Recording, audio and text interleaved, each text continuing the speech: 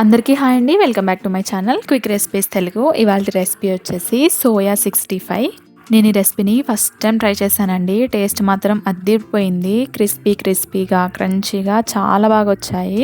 ఈ సోయా 65లోకి నంచింగ్కి సైడ్కి ఆనియన్స్ పెట్టుకొని తినండి. టేస్ట్ చాలా బాగుంటుంది. సో సింపుల్ ప్రాసెస్లో ఈ సోయా 65ని నేను ఎలా చేశానో ఈ వీడియోలో చూపిస్తాను రండి. ముందుగా ఒక బౌల్ తీసుకొని అందులోకి ఒక 3 కప్స్ వరకు సోయా చంక్స్ని వేసుకోవాలి. నేను పెద్ద సైజులో ఉన్న సోయా చంక్స్ని తీసుకున్నానండి. మీకు ఒకవేళ చిన్న సైజు దొరికితే అవి కూడా యూస్ చేసుకోవచ్చు. ఇప్పుడు స్టవ్ వెలిగించి ఒక కళాయి పెట్టేసి వాటర్ పోసేసి అందులో కొద్దిగా సాల్ట్ వేసుకోవాలి.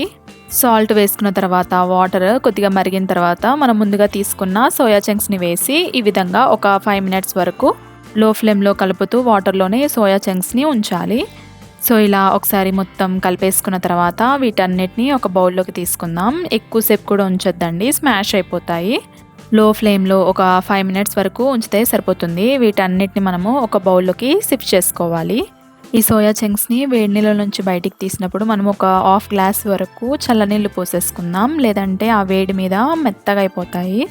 చల్లనీళ్ళు పోసేసి ఈ విధంగా మనము ఈ సోయా చంక్స్లో ఉన్న వాటర్ అన్నిటిని ఈ విధంగా మనము తీసేసి ఒక బేషన్లో సైడ్కి తీసేసుకుందాం.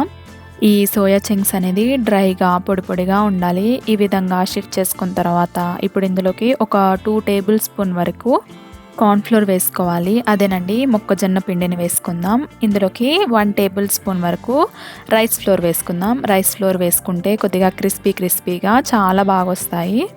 కొద్దిగంతా సాల్ట్, పసుపు, 1 టేబుల్ స్పూన్ వరకు కారం, 1/2 టేబుల్ స్పూన్ అల్లం వెల్లుల్లి paste, 1/2 tablespoon garam masala వేసి ఒకసారి మంచిగా ఈ విధంగా మిక్స్ చేసుకోవాలి.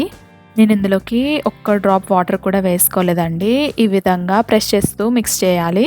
సోయా చంక్స్లో ఉన్న వాటర్ మొత్తం ఈ విధంగా బయటకు వచ్చేసి పిండి అనేది మంచిగా మిక్స్ అవుతుంది. ఒకవేళ మీకు వాటర్ సరిపోలేదనిపిస్తే కొన్ని డ్రాప్స్ హ్యాండ్లో వేసేసుకొని ఒకసారి పైన చల్లేసుకొని ఈ విధంగా ప్రెస్ చేస్తూ కలిపేసుకోవాలి.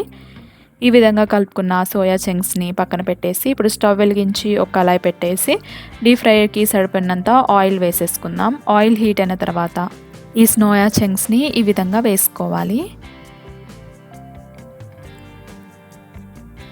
ఈ సోయా చంక్స్ని వేసుకున్న ఎంబటే మనము గరిటె పెట్టొద్దండి. చూడండి ఎలా అతుక్కుపోయాయో.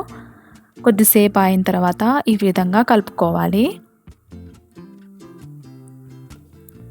నేను కూడా ఫస్ట్ టైం చేశాను కాబట్టి ఈ సోయా చంక్స్ వేసంగానే గరిటె పెట్టాను. అస్సలు రాలేదు, అతుక్కుపోయాయి. అందుకే ఒక 2-3 మినిట్స్ ఆగి కలుపుకుంటే ఈ విధంగా బాగా కుక్ అవుతాయి. గోల్డెన్ కలర్ వచ్చేంత వరకు మనము ఫ్రై చేసుకొని ఒక బౌల్లోకి షిఫ్ట్ చేసుకోవాలి. ఒక వాయి అయితే డీప్ ఫ్రై చేసేసుకున్నాను. సెకండ్ వాయి కూడా వేసేసి ఈ విధంగా గోల్డెన్ కలర్లో వచ్చేంత వరకు ఫ్రై చేసేసుకొని చల్లారిన తర్వాత సర్వింగ్ బౌల్లో సర్వ్ చేసి ఆనియన్తో తినండి.